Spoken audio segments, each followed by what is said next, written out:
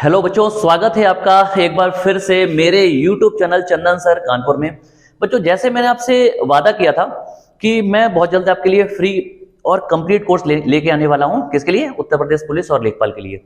तो मैं अपने वादे को पूरा करते हुए आज से आपके लिए क्लासेस शुरू कर रहा हूं और मेरी पहली और जबरदस्त क्लास होने वाली है जो वो आप पूरा देखना, ठीक है। और एक चीज मैं आपको बता दूं, देखो, अगर आप पूरे साल यही सोचते रहते हैं ना कि भाई सर्दी बहुत है, बाद में पढ़ेंगे, गर्मी बहुत है, बरसात बहुत है, ठीक है, तो साल में 3 मौसम होते हैं, वो एक एक करके आने हैं। पढ़ाई वढ़ाई भैया मेहनत से कर लो, मैं बता दे रहा हूँ, नहीं शादी वादी होना मुश्किल पड़ जाएगा, ध्यान रखना, ठीक है। तो चलो क्लास अपनी शुरू करते हैं और बहुत ध्यान से देखना, और जो भी चीजें नहीं आती ना उसको वीडियो को आराम से रोक के पॉज करके और अपना नोट्स बना लेना, ठीक है बच्चे। तो क्लास शुरू करते हैं। देखो, सबसे पहले तो मैं आपको कुछ बेसिक कहानी बताता हूँ, ठीक है भाई। हम शुरू क्या करने जा रहे हैं? यूपीजी के। मैंने अभी आपको इंट्रोडक्शन क्लास में बताया था, ठीक है, कि हमारा जो पहला सब्जेक्ट होगा वो क्या होगा? यूपीजी के।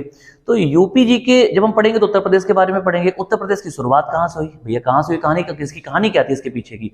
ऐसा नहीं डायरेक्ट आएंगे, ठीक है भाई ये ऐसा नहीं है। पूरा मेरी क्लास की खासियत रहती है, जब भी मैं पढ़ाता हूं तो बिल्कुल जीरो लेवल से उठाता हूं। अगर आपने जिंदगी में कभी नहीं पढ़ा तो भी कोई दिक्कत नहीं है, आपको एक एक चीज बिल्कुल बारीकी से समझ में आ जाएगी, ठीक है। देखो, यूपी की शुरुआत कहां से होती है, मेरी बात ध्यान समझना।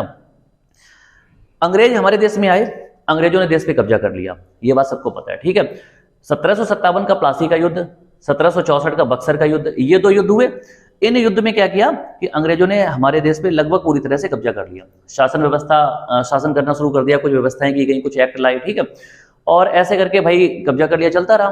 तो मैं आपको बता दूं कि हमारे देश में पहले कुल मिला के जो देश है, बहुत हमारा जो देश है काफी बड़ा भी था एरिया वाइज, क्योंकि आपको पता है कि पाकिस्तान हमारे यहाँ से अलग हो गया, बांग्लादेश अलग हो गया, म्यांमार भी भारत में था, ये सारे अलग हो गए, ठीक है। तो हमारे देश का जो एरिया था, क्षेत्रफल बड़ा था, ठीक है। और जो राज्य थे वो बड़े बड़े राज्य हुआ करते थे। पुराने जमाने में बंगाल बहुत बड़ा हुआ करता था अंग्रेजों के टाइम पे, ठीक है। और बॉम्बे प्रेसिडेंसी बहुत बड़ी हुआ करती थी, मद्रास बहुत बड़ा हुआ करता था। अच्छा, बॉम्बे और मद्रास जब मैं बोल रहा हूं तो ये शहर नहीं थे, ध्यान रखना, आज की डेट में ये शहर है। उस जमाने में ये क्या थे? ये पूरे राज्य हुआ करते थे, स्टेट हुआ करते थे, अंग्रेज उनको प्रेसिडेंसी बोला करते थे, ठीक है बच्चे। तो बहुत बड़े बड़े राज्य थे, पूरे देश में 8 राज्य थे। इतनी बात समझ में आई? कितने थे? 8 राज्य।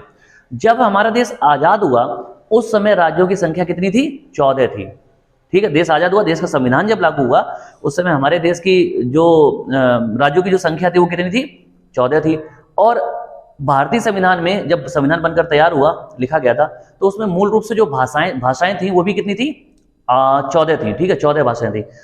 बाद में बढ़ के भाषाओं की संख्या 22 होगी और स्टेट की संख्या बढ़ के आज की डेट में कितनी होगी बच्चे? 28 पूर्ण राज्य हैं और बाकी कितने हैं? 8 आपके क्या है? केंद्र शासित प्रदेश है, ठीक है बच्चे। तो अब क्या कहानी है देखो, समझो। पहले सबसे पहले अगर हम थोड़ा सा पीछे जाएंगे तो शुरुआत कहां से होती? सबसे पहले आपको पता है यूपी का पुराना नाम क्या है? यूपी का पुराना नाम क्या? तो अगर मैं ये क्वेश्चन पूछूंगा, कई सारे बच्चे जो आप देख रहे हैं आपके मन में आ रहा होगा कि सर यूपी का पुराना नाम संयुक्त प्रांत था, ठीक है। ये तो ठीक है, संयुक्त प्रांत था, लेकिन इसके पहले की कहानी आपको पता है? मैं आपको बताऊंगा, इसीलिए कह रहा हूं क्लासेस को ध्यान से देखना, डीप में पढ़ा दूंगा, बढ़िया समझ आ जाएगा, ठीक है। देखो, यूपी का नाम क्या था भाई? सबसे पहले बच्चे यूपी का जो नाम था वो था उत्तरी पश्चिमी प्रांत, ठीक है। क्या नाम था? उत्तरी पश्चिमी प्रांत। इतनी बात समझ में आई? ठीक है। फिर इसके बाद यूपी का जो नाम था वो पड़ा उत्तरी पश्चिमी प्रांत एवं अवध। अब ये अवध कहां है भैया? देखो, आपको पता है कि जो भगवान राम थे वो कहां के थे? अवध के। तो इससे आप समझ जाएंगे कि अयोध्या, लखनऊ, फैजाबाद, बाराबंकी, ये जो इधर का एरिया है ये सब क्या है? अवध का क्षेत्र कहलाता है, ठीक है भाई। तो यूपी का जो पहला नाम था वो क्या था? यूपी का नाम उस समय यूपी तो था नहीं, यूपी का नाम यूपी तो बाद में पड़ा, मैं आपको भी बताऊंगा, ठीक है। तो यूपी का जो पहला नाम था वो क्या था? उत्तरी पश्चिमी सीमा प्रांत, उस जमाने में बोला जाता था अंग्रेजों के टाइम पे, ठीक है बच्चे। फिर इसके बाद यूपी का नाम पड़ा उत्तरी पश्चिमी प्रांत एवं अवध। यहां तक कोई समस्या? अच्छा, फिर इसके बाद यूपी का नाम पड़ा अवध एवं आगरा का संयुक्त, ठीक है, संयुक्त प्रांत, ठीक है। इतनी बात समझ में आई? ठीक है, अवध एवं आगरा का संयुक्त प्रांत। इसके बाद जो यूपी का नाम पड़ा वो था सिर्फ संयुक्त प्रांत। ठीक है बच्चे, इतनी बात समझ में आई।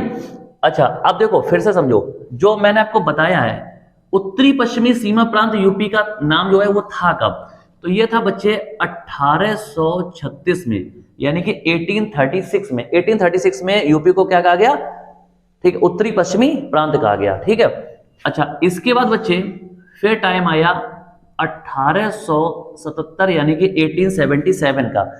इस टाइम पे यूपी का नाम बदल के हो गया उत्तरी पश्चिमी प्रांत एवं अवध। ठीक है बच्चे, अच्छा इसके बाद फिर जब टाइम आया तो क्या हुआ कि अवध एवं आगरा का संयुक्त प्रांत कब पड़ा नाम, तो ये पड़ा सन 1902 में, यानी कि 1902 में। इतना क्लियर है बच्चे। ठीक है, आगे बढ़ते हैं। अगला है फिर नाम पड़ गया संयुक्त प्रांत, तो ये कब पड़ा, तो ये पड़ा 1800, ठीक है 1835 में। इतना ठीक है। 1835 में जो नाम था वो क्या पड़ गया, संयुक्त प्रांत पड़ गया। कोई समस्या तो नहीं है। अच्छा, संयुक्त प्रांत को इंग्लिश में बोलते हैं यूनाइटेड प्रोविंस। अगर जो इंग्लिश मीडियम के बच्चे हैं वो देख रहे हो, उनको कोई दिक्कत हो तो वो समझ लें कि संयुक्त प्रांत को इंग्लिश में क्या बोलते हैं, ठीक है, क्या बोलते हैं, यूनाइटेड प्रोविंस बोलते हैं। ठीक है, प्रोविंस। अच्छा, मेरी जो भी क्लासेस होंगी मैं पूरी कोशिश करूंगा कि मैं उसको हिंदी के साथ साथ इंग्लिश में भी आपको बताता चलूं, जो भी ऐसे टर्म्स हैं जहां पे आपको दिक्कत ना है, इंग्लिश मीडियम वाले बच्चों को दिक्कत ना है। ठीक है बच्चे, तो संयुक्त प्रांत या यूनाइटेड प्रोविंस जो नाम पड़ा वो कब पड़ा, 1835 में। किसी कोई समस्या। अब इसके बाद यूपी के नाम यूपी यानी कि उत्तर प्रदेश, ध्यान रखना उत्तर प्रदेश। ठीक है, ये कब पड़ा, जिसको हम शॉर्ट में क्या बोलते हैं, यूपी। ठीक है भाई, तो ये नाम पड़ा था जब हमारी संविधान सभा की आखिरी बैठक हुई थी, और ये हुई थी 24 जनवरी 1950 को। ठीक है, ये बात सबको पता है कि संविधान सभा की जो आखिरी बैठक थी वो 24 जनवरी 1950 को हुई थी, और 26 जनवरी को हमारे देश का जो संविधान है, कॉन्स्टिट्यूशन है, वो लागू कर दिया गया था बच्चे। इतना ठीक है। तो उसी दिन 24 जनवरी को 1950 में यूपी का जो नाम था संयुक्त प्रांत से बदल के क्या कर दिया गया था, उत्तर प्रदेश कर दिया गया था, यूपी कर दिया गया था। यहां तक ओके। ठीक है, अब इसके बाद क्या हुआ कि यूपी का पुनर्गठन, ठीक है, पुनर्गठन यूपी का भैया पुनर्गठन कर दिया गया। ये कब किया गया, तो यूपी का जो पुनर्गठन किया गया वो किया गया था आपका 1956 में। ठीक है, और डेट क्या थी, तो डेट थी भैया 1 नवंबर। किसी कोई समस्या तो नहीं है, 1 नवंबर 1956। तो ये तो मैंने आपको पहले नाम की डिटेल दे दी। ठीक है, तो यूपी का जो 1836 में जो नाम था वो क्या, उत्तरी पश्चिमी प्रांत था। 1877 में 1877 में यूपी का नाम बदल के हो गया उत्तरी पश्चिमी प्रांत एवं अवध हो गया। 1902 में यूपी का नाम हो गया अवध एवं आगरा का संयुक्त प्रांत है। ठीक है, फिर 1935 में यूपी का नाम बदल के हो गया संयुक्त प्रांत यानी कि यूनाइटेड प्रोविंस हो गया, और 24 जनवरी 1950 को यूपी का नाम यूपी पड़ा।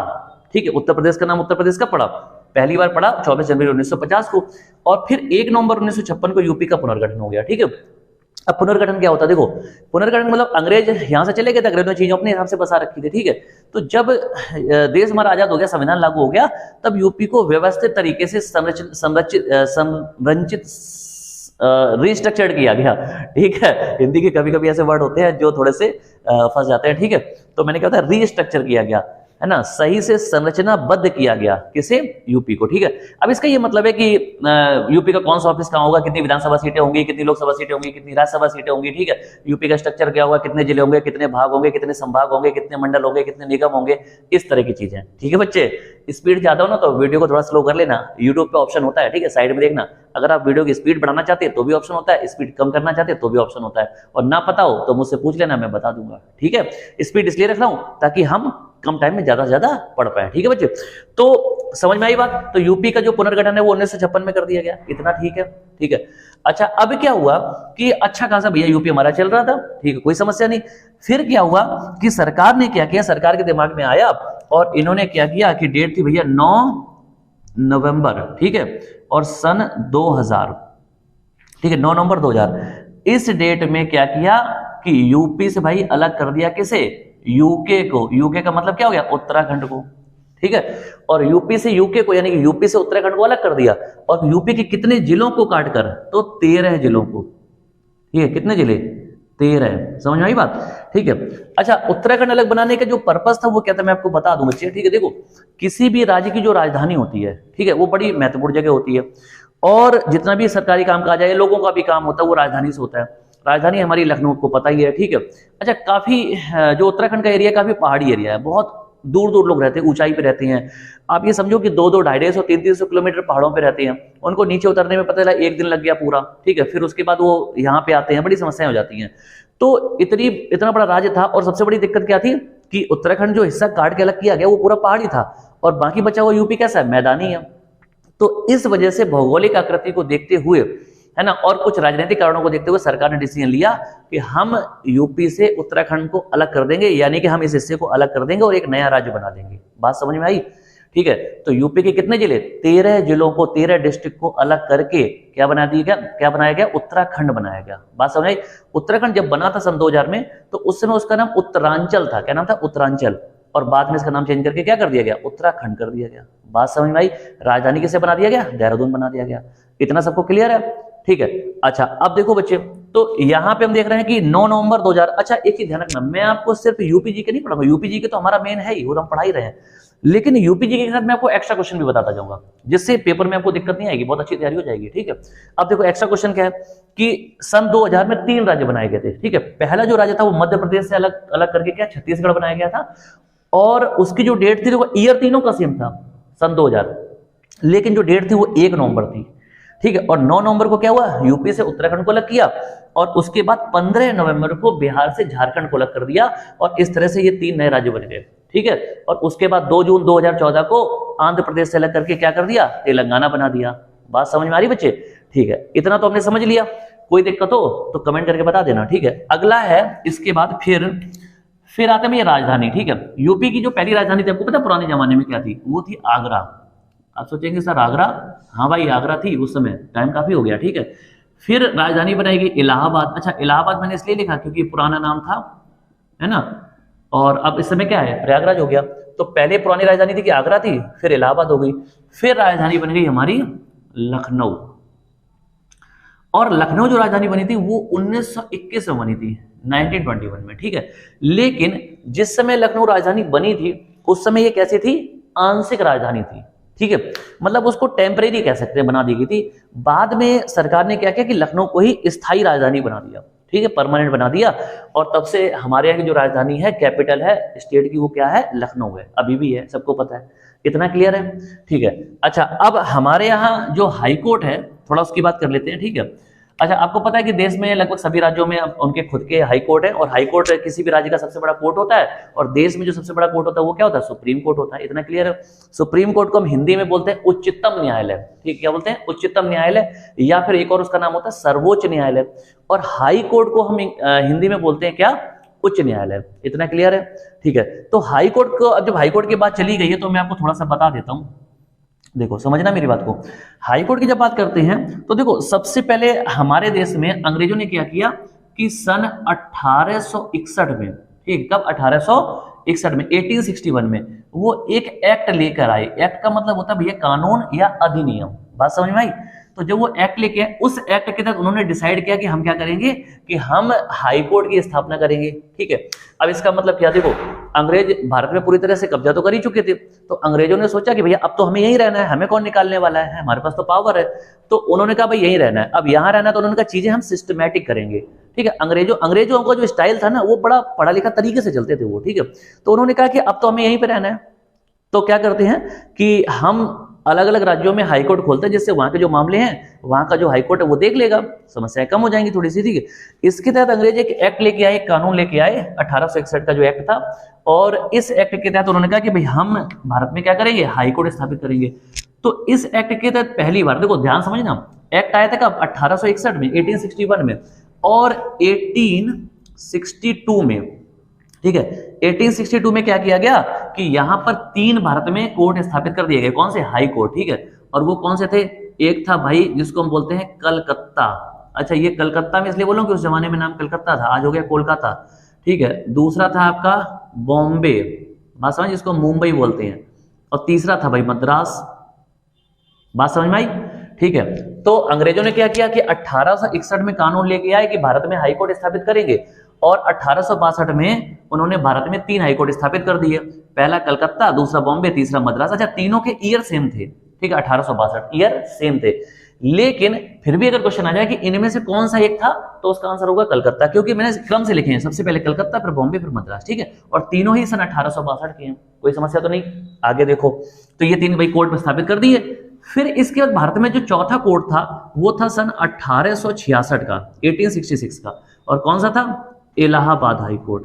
कौन सा था? इलाहाबाद हाई कोर्ट, इलाहाबाद, ठीक है, यानी कि अपने यहां यूपी का जोड़ा, ठीक है। तो इलाहाबाद हाई कोर्ट स्थापित कब किया गया था? 1866 में, 1866 में, यानी कि देश में चौथे नंबर का कोर्ट था ये। लेकिन इस पे एक इंपॉर्टेंट फैक्ट है, अभी आप देखो, इलाहाबाद हाई कोर्ट की स्थापना जो की गई थी वास्तव में इलाहाबाद में थी नहीं। अच्छा, हम उसको इलाहाबाद हाई कोर्ट इसलिए बोलते हैं क्योंकि वो इलाहाबाद नाम के शहर में है, वास्तव में इसको यूपी का हाई कोर्ट बोलना चाहिए, ठीक है। तो यूपी का जो हाई कोर्ट था वो उस समय 1866 में इलाहाबाद में नहीं था। कहां था? तो ये था भैया आगरा में, ठीक है। तो यूपी का जो हाई कोर्ट था वो पहले आगरा में था, और बाद में इसको ट्रांसफर किया गया था कहां पे? इलाहाबाद। और कब किया गया? तो ये भी मैं आपको बता दूं, थोड़ा समझना। ये किया गया था 1800, एक मिनट देना बच्चे, 1866, हाँ ठीक है, कोई दिक्कत नहीं है। ये इसका जो ईयर है ना वो मुझे ठीक से थोड़ा सा अभी बच्चे याद नहीं आ रहा, लेकिन मैं आपको बता दूं कि ये जब थोड़ा सा अंग्रेजों के ऊपर दबाव पड़ने लगा था, ठीक है। तो दबाव किस चीज का था मैं आपको बता दूं, जब भारतीय क्रांतिकारी काफी ज्यादा हावी हो गए थे, ठीक है, काफी ज्यादा हावी हो गए थे, तो उनके डर से क्या हुआ कि अंग्रेजों ने सोचा कि हम जो एक केंद्र बनता जा रहा था हमारा, जो आगरा मेरठ वाला एरिया था, ठीक है, तो उन्होंने कहा था कि हम इसको उठा के इलाहाबाद शिफ्ट कर देते हैं। मेरी बात समझना, ठीक है। तो ये कहानी थी, और बाकी इसका जो ईयर है वो मैं आपको कमेंट में बता दूंगा, ठीक है, उसके लिए परेशान नहीं होना, ठीक है। इतनी बात समझ में आई? अब देखो आगे क्या होते हैं कि हमारा जो कोर्ट है पहले आगरा में खोला गया था, बाद में इसको शिफ्ट कहां कर दिया? इलाहाबाद कर दिया। किसी कोई समस्या नहीं है, ठीक है। अब एक देखो इससे रिलेटेड एक और क्वेश्चन बता देता हूं, क्या कि जब हमारे यहाँ जब जो हमारा हाई कोर्ट है वो स्थापित किया गया, हाई कोर्ट एचसी, ठीक है, तो इलाहाबाद हाई कोर्ट के पहले जज कौन थे? ठीक है, इलाहाबाद हाई कोर्ट के पहले जो जज थे उनका नाम क्या था? तो देखो यहाँ पे मैं नाम बता देता हूँ, ठीक है बच्चे, एक मिनट देख लो सब लोग। देखो इलाहाबाद हाई कोर्ट के जो पहले जज थे उनका नाम था वॉल्टर, ठीक है, मॉर्गन। क्या नाम था? वॉल्टर मॉर्गन नाम था, ठीक है बच्चे। अच्छा, और एक और थे, उनका नाम मैं बताता, तो उनका नाम था बिंदु भूषण मलिक, ठीक है, क्या नाम था? बिंदु भूषण मलिक। इसका क्या मतलब है बच्चे? तो मैं आपको बताता हूं, देखो वाल्टर मॉर्गन कौन से थे? ये थे भाई आजादी के पहले, ठीक है, आजादी के पहले, और ये वाले जो थे ये थे आजादी के बाद, आजादी के बाद। इसका क्या मतलब हुआ? इसका ये मतलब है कि अगर हम बात करेंगे, ठीक है, किसकी? हाई कोर्ट की, जो यूपी का हाई कोर्ट है, ठीक है, तो यूपी हाई कोर्ट के जो पहले जज थे, ठीक है, वो एक अंग्रेज थे। अच्छा, अंग्रेज क्यों थे? क्योंकि जो हमारे यहाँ का हाई कोर्ट है वो 1866 में बना था, और आपको पता है कि 1866 में अंग्रेजों का शासन था, हमारे ऊपर कब्जा था। तो इसलिए क्या हुआ कि अंग्रेजों का जब शासन था तो भाई जज कौन बनेगा? अंग्रेज बनेगा, सीधी बात है। तो वॉल्टर मॉर्गन जो थे ये अंग्रेज थे, तो ये इलाहाबाद हाई कोर्ट के यानी कि 1866 में ये बने थे, तो ये पहले जज थे। और आजादी के पहले की बात हो रही, जब हमारा देश आजाद हो गया, आजाद होने के बाद हमारे प्रदेश का जो हाई कोर्ट है उसके जो जज बने तो वो एक इंडियन बने, क्योंकि सीधी सी बात है कि जब देश आजाद हो गया तो इंडियन तो बनेंगे ही, है ना। तो देश हमारा आजाद हो गया, और जो इंडियन जज थे, न्यायाधीश थे, उनका नाम क्या था? बिंदु भूषण मलिक। इसी लिख दिया मैंने आजादी के बाद, ठीक है, आजादी के बाद पहले और आजादी से पहले पहले, ठीक है, आजादी के पहले कौन से जज? पहले, ठीक है, समझ में आ रही बात है, ठीक है। इसका मतलब है कि इलाहाबाद हाई कोर्ट के जो पहले जज थे वो कौन से थे? अगर हम आजादी के पहले की बात करेंगे तो वो थे वाल्टर मॉर्गन, आजादी के बाद की बात करेंगे तो कौन थे? बिंदु भूषण मलिक। बात समझ में आ रही है? यूपी बेस्ड क्वेश्चन है भाई, ठीक है। आगे बढ़ते बच्चे, ठीक है।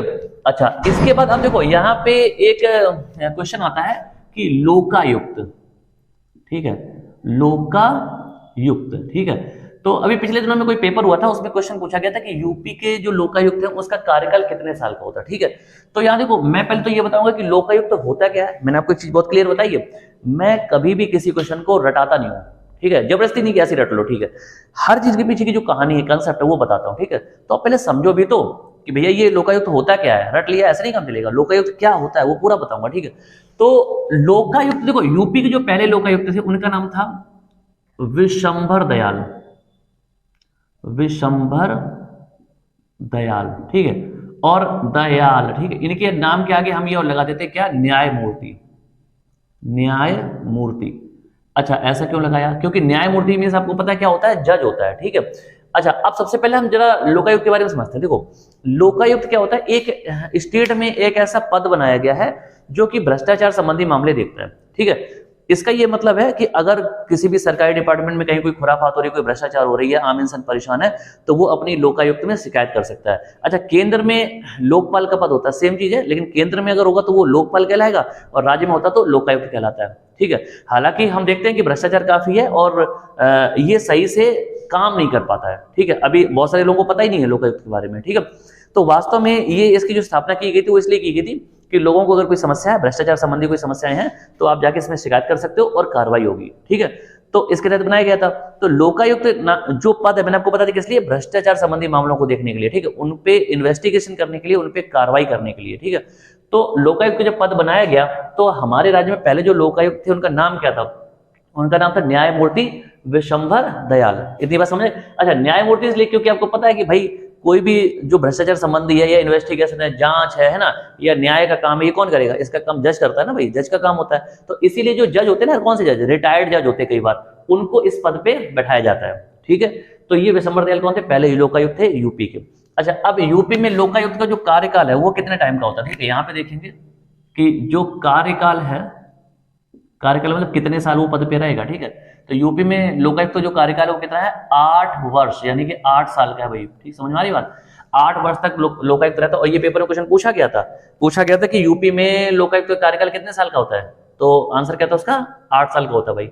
बात समझ में आ रही मेरी, ठीक है। आगे बच्चों इतना समझ लिया है, अब आगे बढ़ते हैं। अब हम बात करते हैं थोड़ा सा जो सीट्स हैं विधानसभा की, विधान परिषद की, लोकसभा की, राज्यसभा की, इनके बारे में डिस्कस करते हैं, ठीक है बच्चे। तो देखो सबसे पहले यहाँ पे मैं आपको बता देता हूँ बच्चे। देखो जैसे अभी मैंने आपको लोकायुक्त के बारे में बताया है ना, आप ध्यान से देखेंगे यूपी में सबसे पहले अगर हम बात करते हैं राज्यसभा, ठीक है।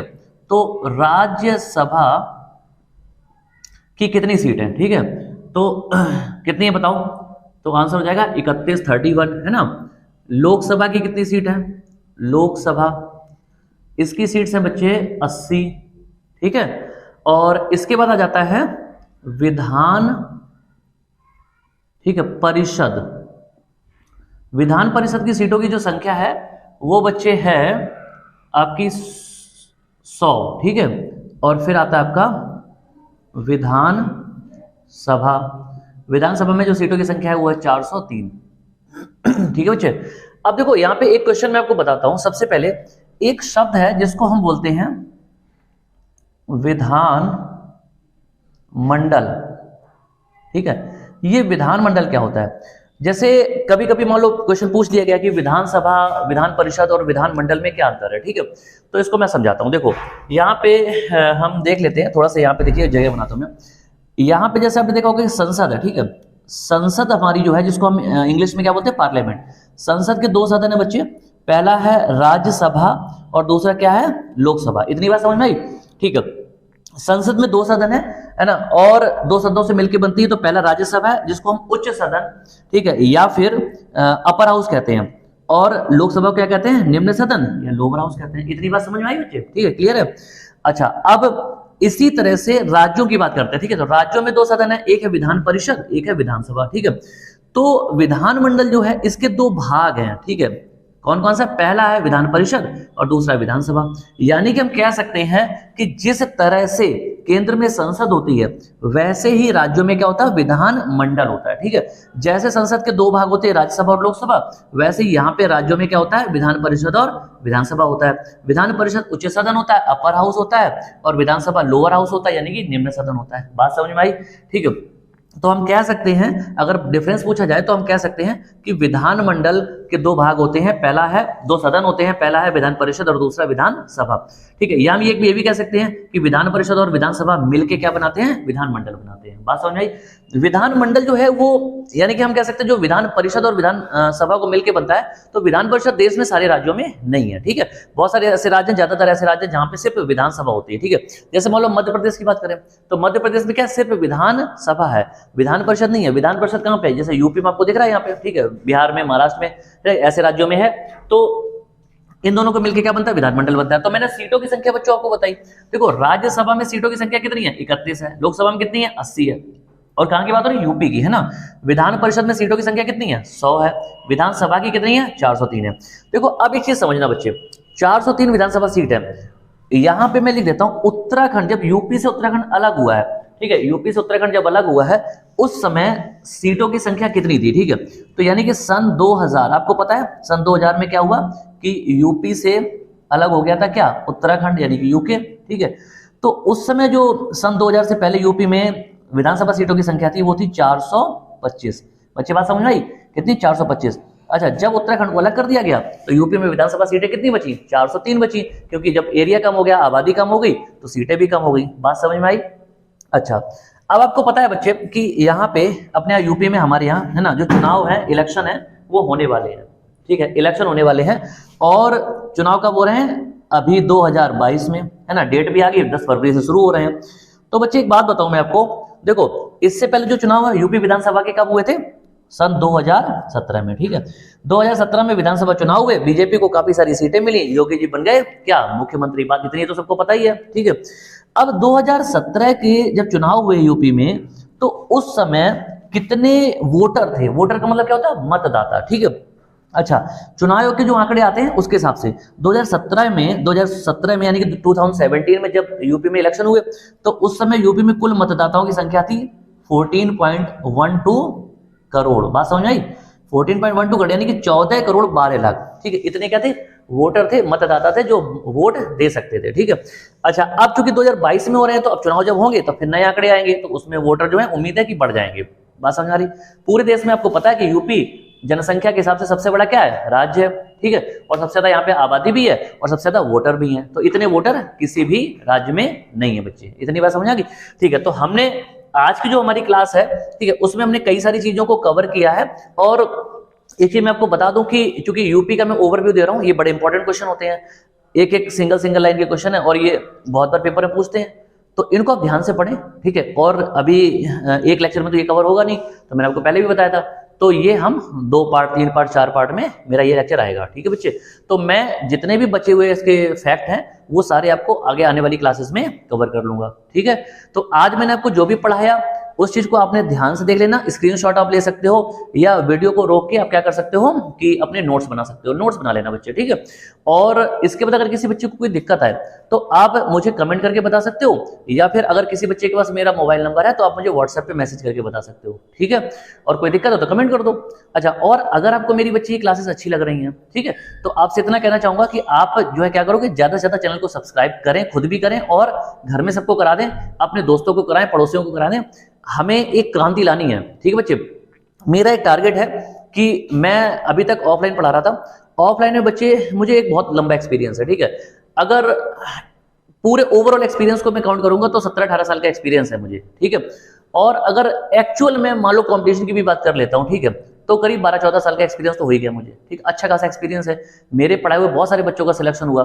तो मैं अभी तक ऑनलाइन नहीं पढ़ा पा रहा था। मुझसे आके बहुत सारे बच्चे बोलते हैं कि सर आप बहुत अच्छा पढ़ाते हैं। ठीक है, लेकिन समस्या क्या है कि अच्छा तो मैं पढ़ाता हूं, लेकिन जो भी मैं पढ़ा रहा हूं आपको वो कुछ बच्चों तक सीमित रह जाता है। क्यों? क्योंकि ऑफलाइन में जितने बच्चे मेरे पास पढ़ने आते थे या आ रहे हैं अभी, है ना, उन्हीं को फायदा मिल रहा है। तो ये देखते हुए मैंने प्लान किया कि क्यों ना मैं ऑनलाइन पढ़ाऊं। ऑनलाइन से ये फायदा है कि ये जो भी मेरी नॉलेज जो मैं आपको दे रहा हूं, ये पूरे इंडिया में, पूरे दुनिया में मैं दे सकता हूं। जहां भी जो भी बच्चे जिनके काम की जो भी चीजें हैं वो घर बैठे पढ़ सकते हैं। ठीक है, तो मैं चाहता हूं कि ज्यादा से ज्यादा बच्चों को फायदा मिले। ठीक है, इस सोच के साथ मैंने शुरुआत की है। कोशिश रहेगी थोड़ा सा भी आपका अगर सहयोग मिलता है तो मेरी कोशिश रहेगी कि मेरी सभी क्लासें और हमेशा के लिए आपके लिए फ्री रहें। ठीक है, मैं किसी भी बच्चे से कोई भी फीस नहीं लेना चाहता। अभी भी मैं फ्री पढ़ा रहा हूँ, मेरी ऑफलाइन सारी क्लासेस फ्री रहती हैं, ऑनलाइन भी क्लासेस मैंने फ्री शुरू कर दी हैं। ठीक है, आप अगर मेरे पास ऑफलाइन आ सकते हैं तो मेरी कोचिंग में आ जाइएगा, अगर आप नहीं आ सकते हैं तो घर बैठ के आप आराम से ऑनलाइन पढ़िएगा। और बस आपसे इतना कहना है बच्चे कि आप इस चैनल को ज़्यादा से ज़्यादा सब्सक्राइब करवाएं और देखें। अगर आपको मेरी क्लासेस अच्छी लग रही हैं तो कमेंट करके जरूर बताएं, जिससे मुझे पता चल जाए। ठीक है बच्चे, तो हम जल्दी मिलेंगे अगली क्लास के साथ। आज जो क्लास है इसको आप अच्छे से देखें, ठीक है, और अगर आपने नहीं भी देखी तो देख लें, देख चुके हैं तो बहुत अच्छी बात है, नोट्स बना लें। ठीक है, और उसके बाद मुझे कमेंट करके बताएं। ठीक है बच्चे, तो जल्दी मिलेंगे अगली क्लास के साथ। तब तक के लिए बच्चों, जय हिंद, जय भारत।